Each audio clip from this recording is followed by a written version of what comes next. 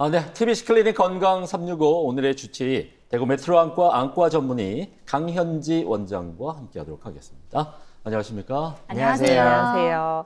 네, 안녕하세요. 대구 메트로안과 안과 전문의 강현지입니다. 네, 반갑습니다. 3대 실명 질환 가운데 하나로 꼽히는 황반변성이 있는데 이런 실명 가능성 외에도 이 황반변성이 참 위험하고 우리가 많이 좀 조심을 해야 되는 이유가 분명히 있다면서요? 네. 연령 관련 황반 변성은 시력의 중심 부인 황반부에 발생하는 퇴행성 질환입니다. 황반 부위에 드루젤이라는 노폐물이 축적되고 중요 세포들이 손상되면서 비정상적인 신생혈관이 생성되는 변화가 생기는데 이 과정에서 시력이 떨어지게 됩니다. 황반 변성의 증상은 황반부의 시세포가 손상되면서 빛과 색상을 감지할 수 있는 능력이 떨어지면서 발생합니다. 시력이 점차 떨어지는 경우도 있지만 암점이나 변형시가 생기는 경우도 있고 신생혈관에 출혈이 발생하는 경우에는 급격하게 시력이 떨어지는 경우도 있습니다. 이러한 과정을 거치면서 실명까지 악화되는 경우도 있고 치료를 시작했더라도 재발이 잘 되고 회복이 어렵기 때문에 유의해야 하는 질환이라고 볼 수 있습니다. 네. 이 황반 변성 앞에 꼭 붙는 수식어가 있습니다. 바로 뭐예요? 나이 관련이라는 말이잖아요. 원장님, 역시 가장 큰 원인은 나이, 노화 때문인가요? 네, 연령 관련 황반 변성의 발병 위험 인자에는 여러 가지가 있는데 나이가 들수록 발생률이 급격하게 증가합니다.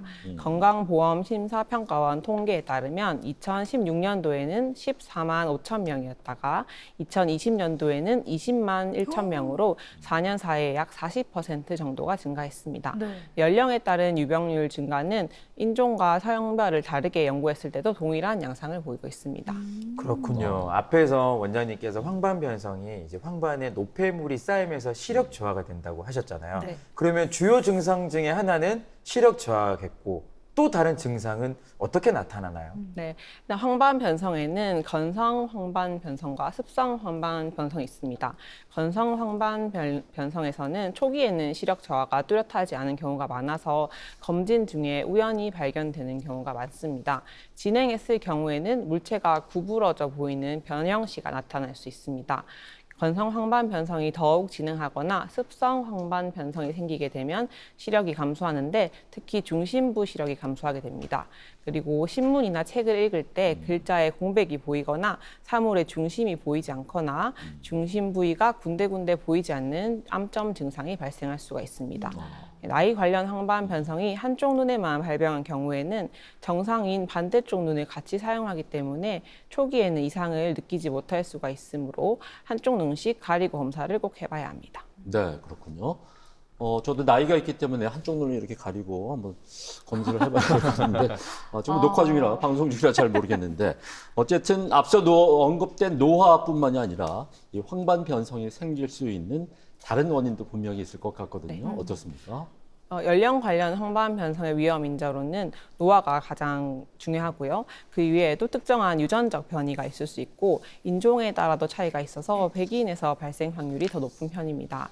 그 외에 평소에 생활 습관으로 개선할 수 있는 원인이 중요한데 그거를 말씀드리면 흡연이 가장 강력한 위험 인자로 흡연자는 비흡연자에 비해서 2배 이상의 위험도를 가지고 있습니다. 네. 그리고 고혈압이나 심혈관 질환, 고지혈증, 비만도 황반 변성에 나쁜 영향을 준다고 알려져 있습니다. 아하. 이런 얘기 들을 때마다 늘 느끼는 건 역시 정말 담배는 절대 피면 안 되겠다 이런 생각을 합니다.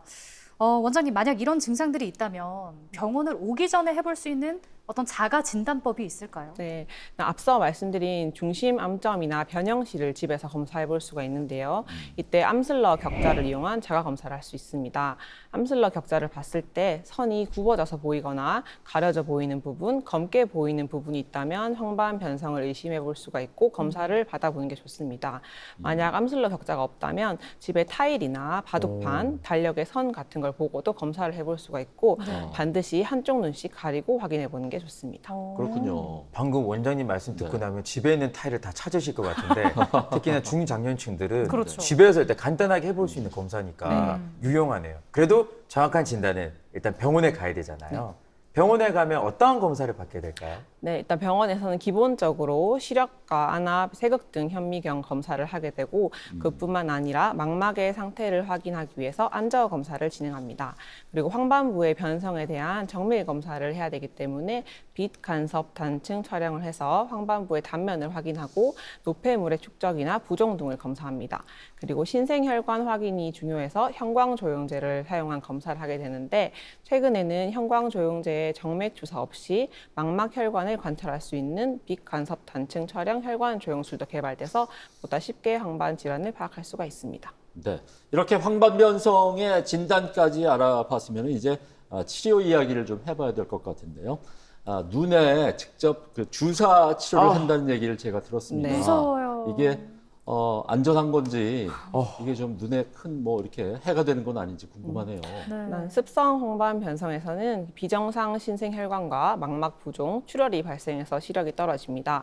이 과정을 일으키는 물질이 혈관 내피 성장 인자인데 이것을 억제하는 약물을 눈 안에 주사하는 치료를 하게 됩니다. 안약으로 마취를 하고 주사 시술을 하게 되고 시술 시간은 5분 내외로 안전한 수술이라고 할 수 있습니다. 네. 어. 안전한 수술이지만 이렇게 철원 씨처럼 주사 무서워하는 사람들은 맞아요. 네, 주사 말고 혹시 먹는 약으로 대체가 될까? 이걸 궁금해하실 네. 것 같거든요. 솔깃하다. 네, 답변을 좀 해주시면 좋겠고요.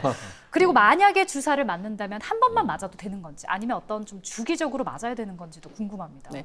초기, 중기 건성 황반 변성의 경우에는 루테인 같은 영양제 복용이 진행을 막는 데 약간의 도움이 될 수 있습니다. 오. 하지만 부종이나 출혈이 발생한 경우에는 주사 치료가 반드시 필요합니다. 그리고 습성 황반 변성으로 주사 치료가 필요한 경우에는 4주 간격으로 3회 정도 주사를 맞게 되고 이후에는 상태에 따라서 주사 간격이 더 늘어날 수도 있습니다. 환자의 상태에 따라서 또 간격은 달라질 수가 있네요. 네. 근데 제가 어디서 들은 게 참 많은 사람이거든요. 네. 네. 원장님 확인 한번 해보겠습니다. 제 이야기는 아니에요.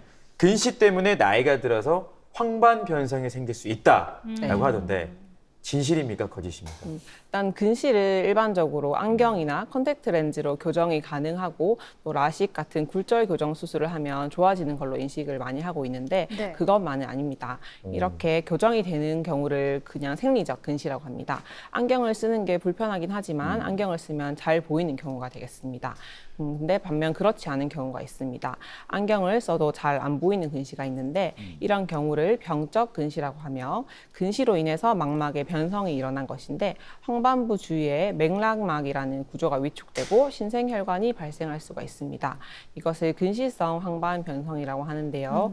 연령 관련 황반 변성과 다르게 나이 때문이 아니고 근시 때문에 생기는 변화로 생기는 것이고 이런 경우에도 주사 치료가 필요할 수 있습니다. 네. 네, 그렇군요. 알겠습니다.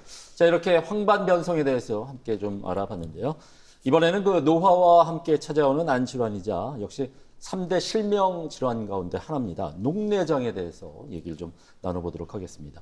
혹시 원장님, 나에게 어떤 증상이 나타나면 이 녹내장을 좀 의심을 해봐야 될까요? 네, 녹내장은 증상이 없는 경우가 많습니다. 아.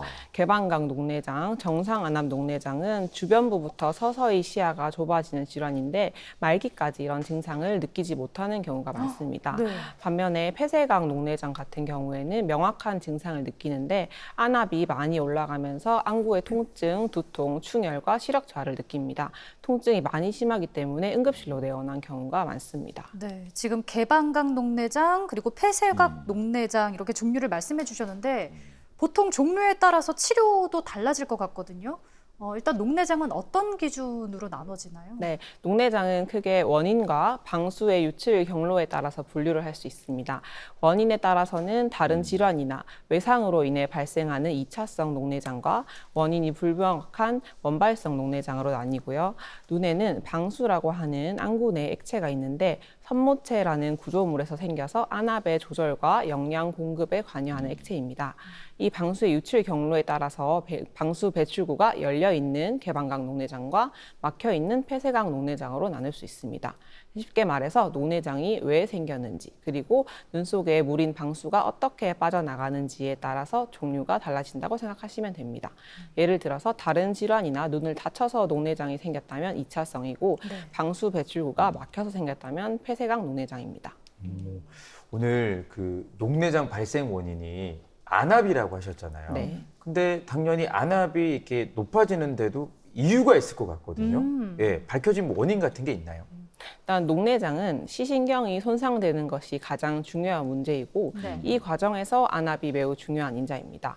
그 눈 안에 흐르고 있는 물인 방수의 흐름에 따라서 안압이 조절되는데 방수가 만들어지는 양과 빠져나가는 양이 균형이 맞아야 하는데 이게 빠져나가는 길에 저항이 증가한다거나 나이가 들면서 이 빠져나가는 기능이 저하가 돼서 불균형이 생기면 안압이 올라갈 수 있습니다. 그리고 약물 중에 스테로이드 계열의 안약을 사용했거나 복용했을 때 안압이 오르는 경우가 있고 이때 앞서 말씀드린 2차성 녹내장이 생길 수가 있습니다. 그리고 고도 근시인 경우에는 안구의 길이가 길어지면서 시신경의 구조가 약해지고 이때 개방각 녹내장의 유병률이 올라갈 수가 있습니다. 네. 지금 저를 포함한 많은 시청자분들은 지금 방송을 보시면서 병명이 비슷한 녹내장과 백내장을 좀 헷갈려 하시는 분들이 많이 또 계실 것도 같습니다. 네. 이 두 가지 질환은 원장님 어떻게 다른가요? 네, 백내장은 눈 속에 수정체라는 구조물의 혼탁이 생기는 질환이고 녹내장은 시신경이 손상돼서 시야가 좁아지는 질환입니다. 백내장은 수술로 치료가 가능하지만 녹내장은 손상된 시신경을 회복시킬 수가 없기 때문에 꾸준한 관리가 매우 중요합니다.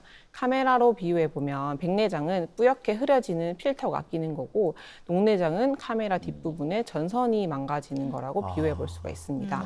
녹내장은 초기에 자각 증상이 없는 경우가 많아서 조기 발견이 매우 중요하고 고도 근시이거나 나이가 40대 이상이시거나 가족분 중에 녹내장이 있으시면 반드시 검진을 받아보시기를 권해드립니다. 네, 비유로 설명해 주시니까 백내장과 녹내장 구분을 확실히 할 수가 있을 것 같고요.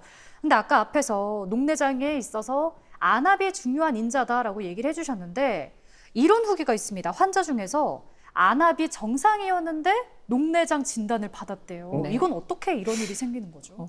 일단 녹내장 중에도 안압이 정상인 경우가 있는데 그 중에서도 정상 안압 녹내장이 우리나라에서는 가장 흔합니다. 전체 녹내장의 80% 정도를 차지하고 있고 네. 이 경우에는 안압이 정상 범위인데도 시신경이 손상되는 유형이기 때문에 안압만으로는 녹내장 여부를 판단할 수 없다는 것을 꼭 알고 계셔야 됩니다.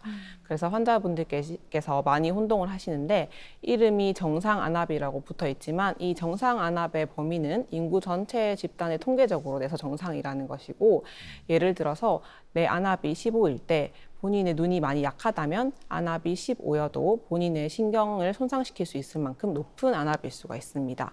결론적으로 안압이 높은 경우만 녹내장이 아니라 시신경 손상과 시야 손상이 녹내장의 진단에 가장 중요하기 때문에 안압이 정상인 경우에도 녹내장은 발병할 수 있습니다. 네. 그래도 설명 들어도 안압한테 저는 좀 배신감 느껴요, 원장님. 안압이 이제 정상이면 그래도 녹내장으로부터 자유롭겠구나 했는데 방심할 수는 없겠네요. 그러니까요. 그러면 일단 안압은 무조건 좀 낮게 유지하는 게 좋은 거 아닙니까? 녹내장 관리의 핵심이 안압을 낮추는 것입니다. 네. 안압을 낮추면서 시신경 손상을 억제하는 것이 목표이고 안압의 정상 범위는 10에서 21 정도인데 안압을 얼마나 낮춰야 하는지는 환자에 따라 다릅니다. 안압을 낮추는 약을 사용하고 있더라도 시신경 손상이 계속 진행된다면 안압을 낮추는 약을 추가해서 더 낮게 유지해야 할 필요가 있습니다. 네. 하지만 지금 치료 중인 약물로 진행되지 않는다면 그 치료를 그대로 유지해 볼 수가 있습니다. 그래서 녹내장 치료를 받고 계시는 분은 정기적인 검사를 통해서 안압과 시신경의 변화를 확인하는 것이 굉장히 중요합니다. 네, 일단 개인별 맞춤 관리가 필요하다는 말씀이 아닐까 싶은데 그렇다면 그 안압을 낮추는 방법에는 어떤 것들이 있을까요? 네, 안압을 낮추는 방법에는 약물 치료, 레이저 치료, 수술 이렇게 세 가지가 있습니다. 약물 치료는 안압을 낮추는 안약을 사용하는 방법이고 1차 치료입니다. 이전보다 안압을 20%에서 30% 정도 낮춰주면 시신경 손상이 진행되는 것을 막을 수가 있습니다. 레이저 치료 같은 경우에는 약물 치료를 하더라도 시야 손상이 진행하는 경우에 레이저 치료를 해서 방수의 배출을 돕거나 방수 생성을 억제하는 방법입니다. 수술은 약물 치료나 레이저 치료를 하더라도 안압 조절이 어려울 때 고려하는 방법으로 방수 배출 경로를 만들거나 방수 생성을 억제하는 수술을 하게 됩니다. 그러니까 녹내장이 있을 때 마지막 방법이 이제 수술인데 근데 웃긴 건 수술이 녹내장 자체를 치료하지 못한다고 하더라고요. 네. 근데 그럼에도 불구하고 수술이 필요한 이유가 있을까요? 네, 녹내장 수술은 녹내장 자체를 치료하는 수술이 아니라 안압을 낮춰서 녹내장의 진행을 억제하는 수술입니다. 수술 과정에서 시신경 손상이 발생할 수도 있기 때문에 시력 개선을 기대할 수는 어렵습니다.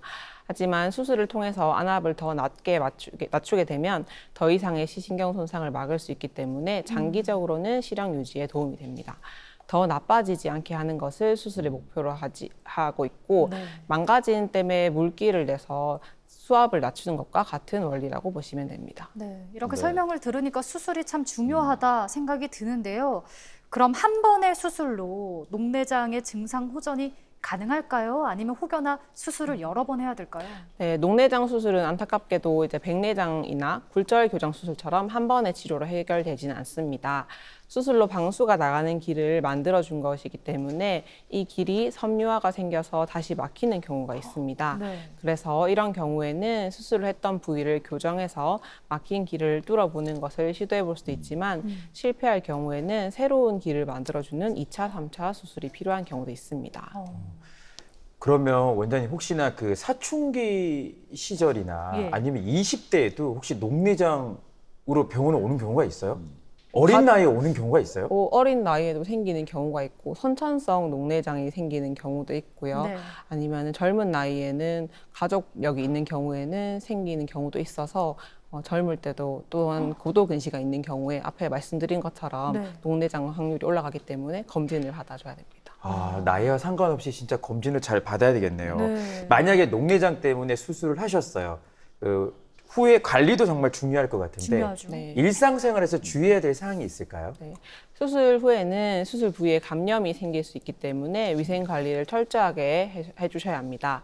그리고 감염뿐만 아니라 초기에 수술로 만들어둔 물길이 막히지 않도록 처방받은 약을 반드시 잘 쓰셔야 합니다.